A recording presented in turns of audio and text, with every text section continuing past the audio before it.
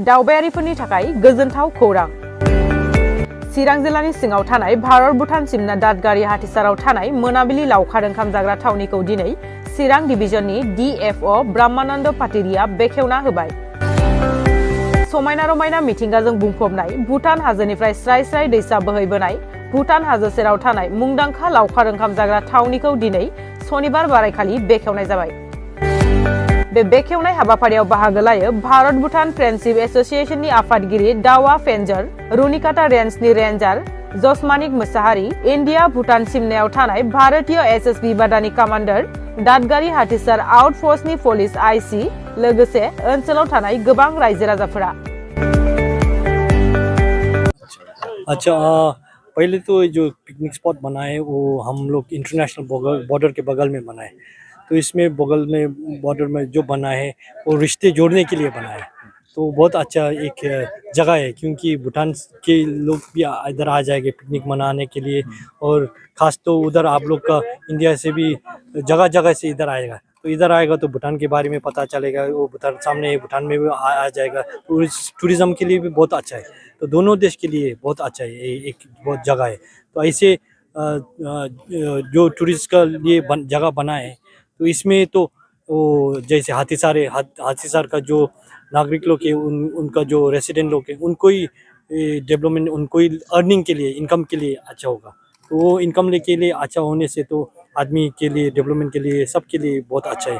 तो हमारा तरफ से तो ये जो पिकनिक स्पॉट बनाए बहुत अच्छा सोच के फिर ये क्या बोलेंगे, ऐसे एक जगह में बना है जिसमें नेचर का भी कुछ अप्रिशिएट करे, जिस नेचर को भी देखकर, नेचर को भी तो सोचकर कंजर्वेशन के लिए भी अच्छा है, मगर वो इको टूरिज्म के लिए, सबके लिए अच्छा है। बहुत वही बताना चाहता हूँ। Thank you. आसलते एवारनेस क्रिएटिंग करूँ विचारिছোঁ। आमी इको टूरिज्म जी कन्सेप्ट, मानुहे फूर्ति करक, मानुहे गछो राखक, गछको ভাল पाওক, प्राकृतिक एनभायरमेन्टल मानुहे নিজকে এটা ভাল পাব। আজি চাওক, জংগলৰ মাজত থাকি এই ছাদ বহি যিটো সুখ পাইছে, সেই পোৱাৰ লগে লগে সেই গছৰ ওপৰত মৰমটো আহিব। এনেকুৱা এটা প্ৰাকৃতিক মেছেজ দিবৰ কাৰণে আমি ইকো টুৰিজিম এটা চেণ্টাৰ ডেভেলপ কৰিব বিচাৰিছোঁ, যিটো ডেভেলপমেণ্ট নহয়, গছৰ মাজত থাকিব লাগিব। আৰু এইটোৰ কাৰণে BTC চৰকাৰে যোৱা মাহত এখন এটা পিকনিক স্পট হিচাপে BTC পিকনিক স্পট হিচাপে ডিক্লেয়াৰ কৰা হৈছে। আমি মেছেজ এটাই দিব খুজিছোঁ, protect the forest and enjoy the forest, protect the environment and live with the environment. গতিকে এই মেছেজটো আমি দিব, সেইকাৰণে কোনো ইয়াত পাৰ্মানেণ্ট ঘৰ চৰ বনোৱা নাই। আজি মই তেওঁলোকক সকলোকে দিছোঁ যে যিমান হাবি জংঘল আছে তাৰ মাজত আমি ফুলৰ গছো লগাই দিওঁ, যাতে এটা সুন্দৰ ফুলনি হওক, সুন্দৰ এখন জেগা হওক, কোনো আৰ্টিফিচিয়েল পৰিৱেশ নাথাকে। আৰু মই ভাবোঁ যে ইয়াতে অকল সেইটোও নহয়, আমি ইণ্ডো ভূটান যিটো ৰিলেশ্যনশ্বিপ, আজি ভূটানৰ মানুহ আহিছে, আমিও ভূটানৰ মানুহৰ লগত যাম, সেই ৰিলেশ্যনটো যাতে অলপ ভাল হয়। আজি এখন মানুহক লগ পাবৰ কাৰণে জেগা এটা হওক। আৰু ইতিমধ্যে আমি কৈছোঁৱেই যে এই টুৰিষ্ট স্পট বনাবৰ কাৰণে আমি দাদগিৰিত 2.5 কোটি টকাৰ এটা IB ফাউণ্ডেশ্যন হৈ আছে। এইটো IBটো হ'বই, হোৱাৰ লগে লগে আমাৰ আৰু এটা টুৰিজিমৰ কাৰণে এটা নতুন ৰাস্তা এটা হ'ব। এইটোৱে আমাৰ উদ্দেশ্য।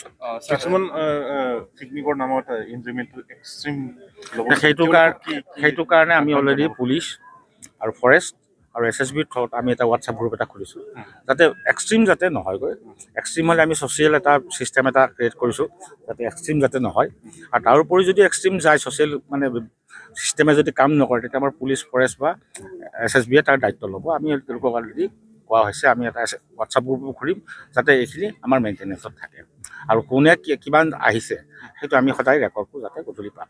ছাৰ, BTC কুমাৰৰ পৰা এটা পিকনিক স্পট টাইম টেবুল দিছে, ৰাতিপুৱা 7টাৰ পৰা ইভিনিং 5টালৈকে থাকিব। কিন্তু আজি ইয়াত দেখিবলৈ পাইছে এটা কালচাৰ ইভেণ্ট আছে, 8টালৈকে চলিব।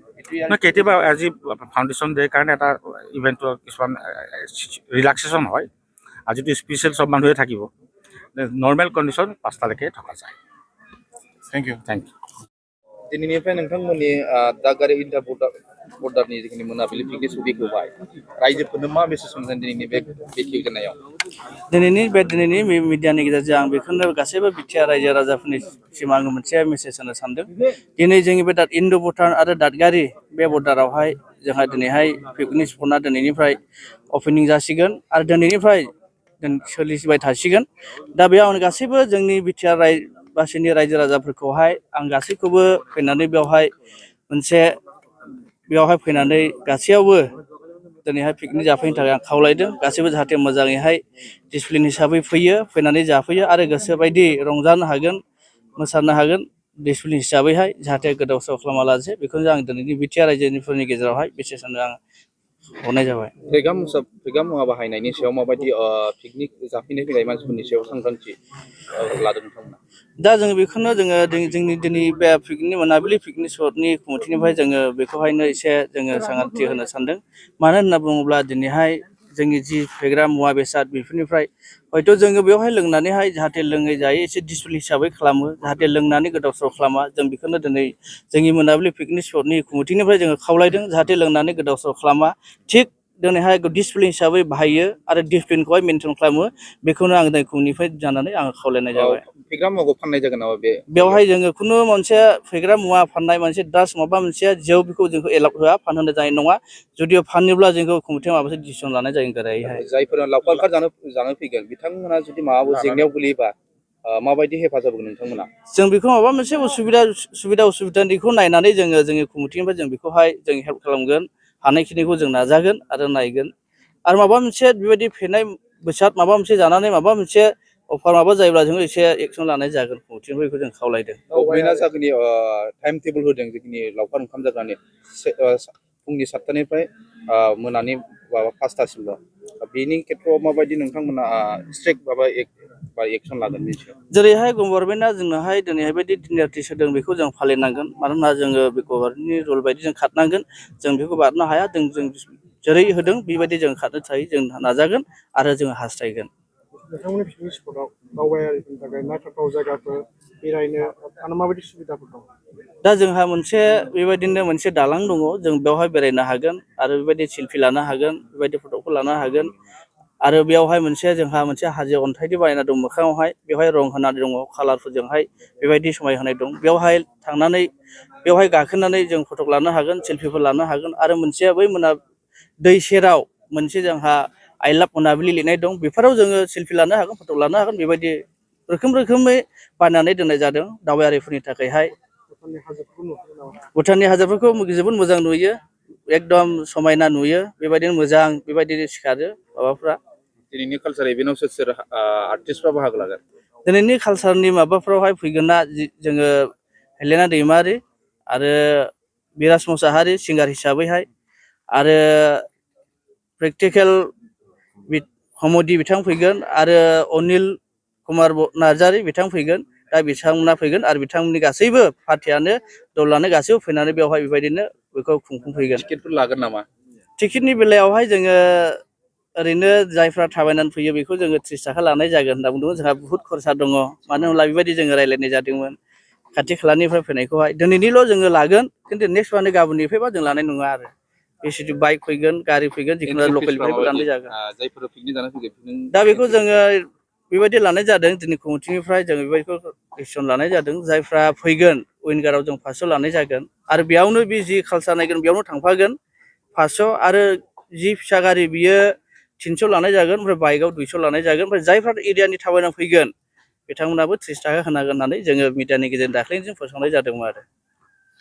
ओरैनो सोरबाफोर फेग्रा मुवाफोरखौ लानानै लोंफैनायनि सुबिदा दं?